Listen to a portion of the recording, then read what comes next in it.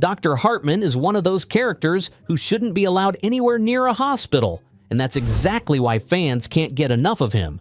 This is a guy who probably shouldn't have a medical license, yet somehow keeps practicing like it's no big deal. Every visit to his office feels more like a game of chance than actual health care.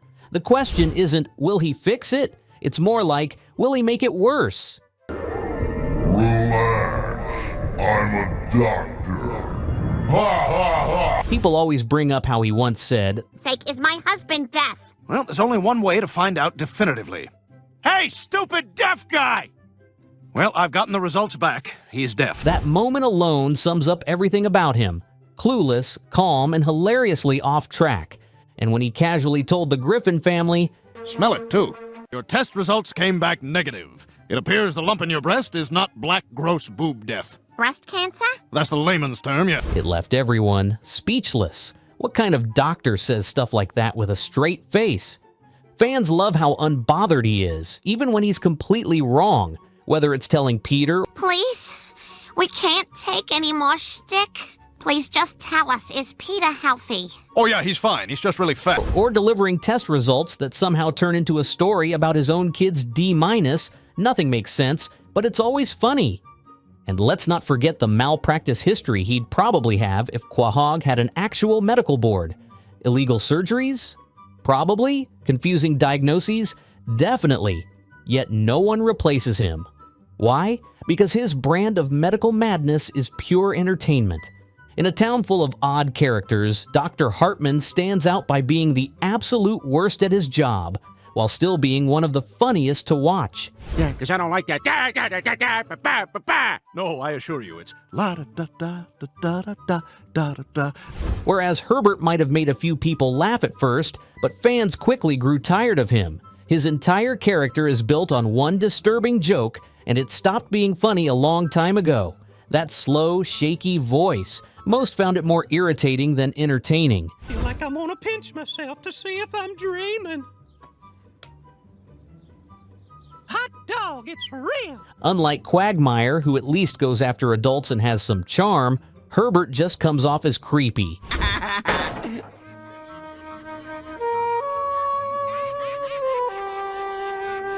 He adds nothing new, yet the show keeps forcing him in. No development, no twist, just the same old unsettling vibe that makes viewers uncomfortable. Carter Pewterschmidt isn't just rich. He's the kind of rich that makes everyone uncomfortable but still keeps them watching. He checks every box of the ruthless billionaire stereotype: cold, greedy, out of touch, and completely okay with cutting corners to get his way. What really sticks, though, is his nonstop hatred for Peter. That rivalry? It's one of the best running jokes on the show. Carter made it very clear he thought Peter was a moron who had no business marrying Lois. And honestly, fans didn't completely disagree. Huh, guess you're out, Mr. Pewterschmidt. Well, I already paid for that thing, so I'm just gonna stick around and smash other stuff you like. What made Carter so entertaining was his dead straight delivery. He never cracked jokes on purpose. He just said whatever popped into his selfish brain. Like when he looked at a bus and asked, So, these people live here? No, this is a bus. People ride it to get places that they need to go.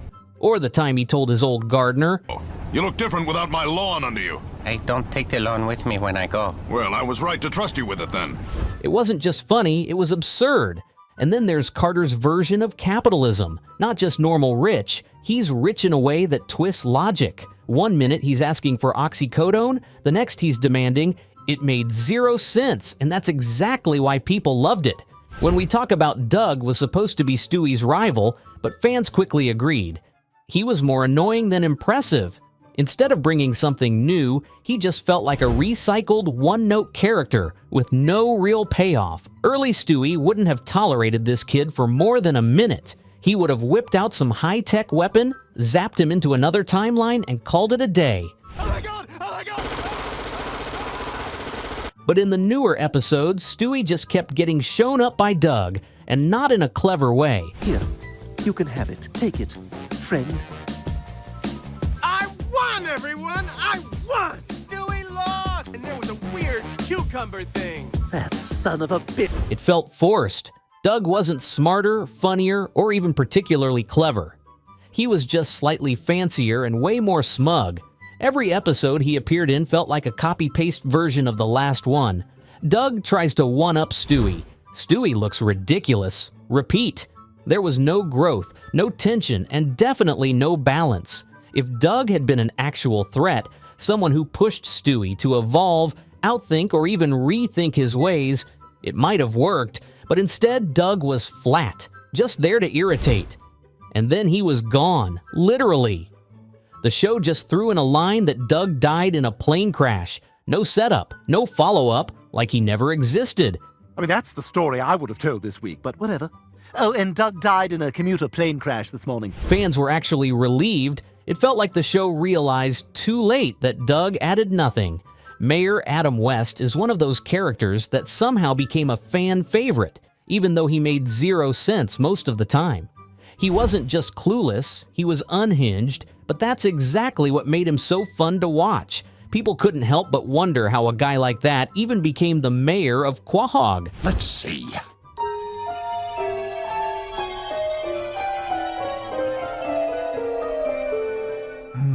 Jingle keys. My God. Classic. His randomness wasn't just for laughs, it became a part of his charm. While most politicians chase money or power, Adam West just wanted to do weird things like bathe in toxic waste to gain superpowers. If nuclear refuse gave them superpowers, it could do the same for me. Mayor West, you have lymphoma. Oh, my. Probably from rolling around in that toxic waste. I see. Makes sense, to him at least. His ideas came out of nowhere. Laws, signed without thinking, public safety, barely a thought.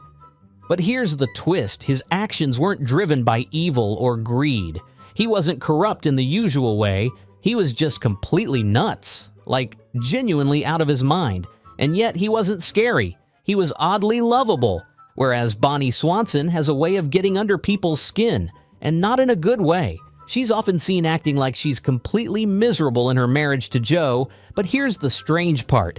She never really tries to change anything. Hey, Chris, guess what we just did? Bonnie, tell him. We had sex. We had sex! We had what Joe calls sex. She puts on the martyr act, making it look like caring for Joe is some kind of punishment, but let's be real. She depends on him just as much as he depends on her. She constantly blames Joe for her unhappiness, treating him like a burden rather than a partner. And while she's busy playing victim, there's almost zero effort from her side to fix anything.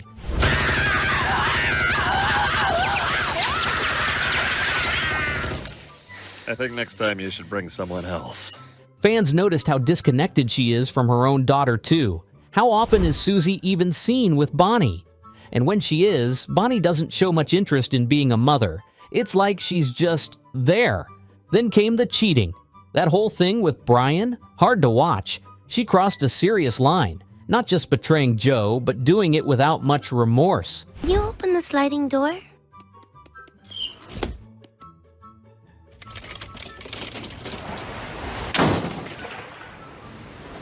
I'll take it.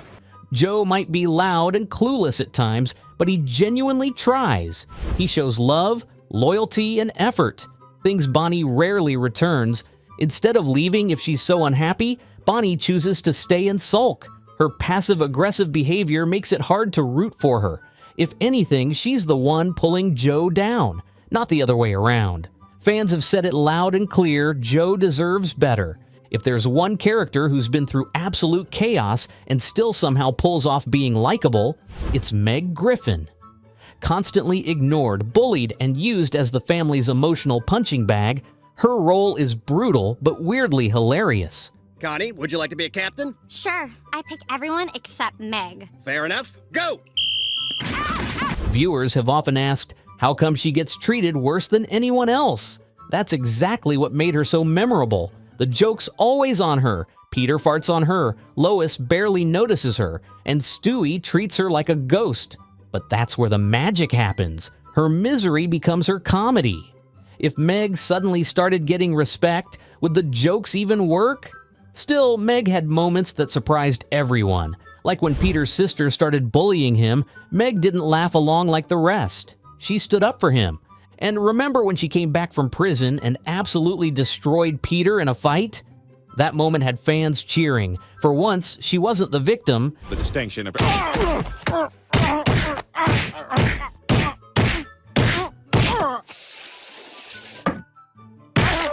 People also forget Meg's talent. She held her own against Lisa Simpson in a saxophone battle and even started a new life when the world thought she was gone.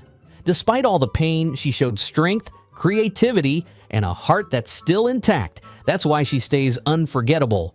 Meanwhile, his brother, Chris Griffin, is one of those characters who started off kind of harmless. Just an awkward, chubby teen with a weird voice and some relatable struggles.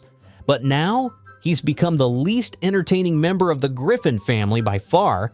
Fans have said he's basically a slower, creepier version of Peter, just without the humor to make up for it. The moment that really turned people off was when Stewie helped him stand up to bullies, and instead of showing any thanks, Chris stuffed Stewie in a backpack and held him hostage.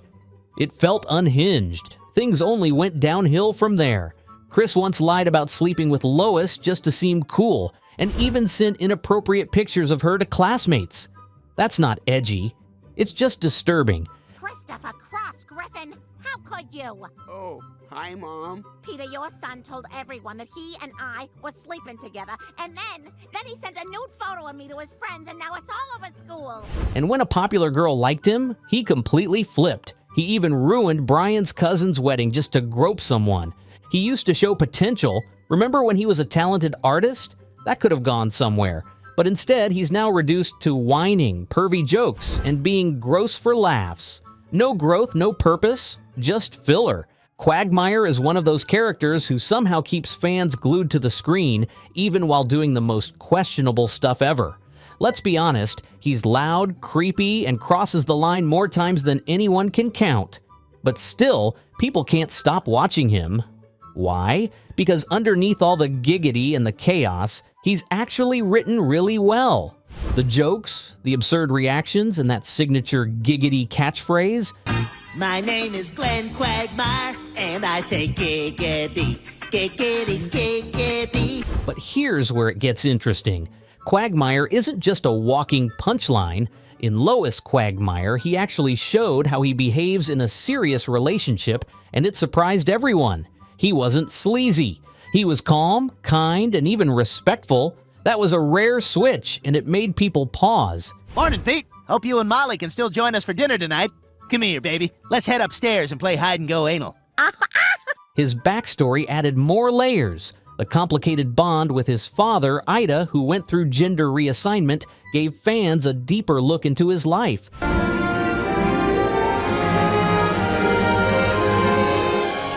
Oh my God! What do you think, boys? And when he stood up to his sister, Brenda's abusive boyfriend, Jeff, in screams of silence, he ran Jeff over with a car. Wow. I guess he's really gone. To cover it up, a fake note was given to Brenda saying Jeff had left her for good. Add to that the fact that he's a cat person. Yeah, really. And it all makes Quagmire oddly lovable in his own chaotic way. Whereas Brian Griffin used to be one of the most respected characters on the show. Remember when he refused to cheat on his college exam? Well, how'd you do? I failed. What? You failed? Yep. Well, and what the hell are you smiling for? Because I took it all the way. I didn't give up on myself. And I didn't cheat. That version of Brian actually had values. But now, he's turned into one of the most disliked characters, and the shift wasn't subtle. He walks around like he's smarter than everyone else, but his actions never back it up. He once broke up with a woman just because she was more intelligent than him. Then, in the next episode, he's complaining about how he only ends up with dumb women, right before sleeping with one 5 minutes later. It's not even ironic anymore. It's just sad. Fans were even happy when he got killed off, and many were annoyed when Stewie brought him back. Why? Because he hasn't grown at all. He constantly brags about his unfinished book, refuses to get a job, mooches off Stewie, and won't even wear a flea collar, causing the whole family to get fleas. And instead of owning up to it, he just shrugs it off. Some characters make the show better, others just ruin every scene they're in. But the best part, everyone has their own pick. So who's your most loved and most hated Family Guy character? Drop it in the comments. And don't forget to like, share, and subscribe for more like this.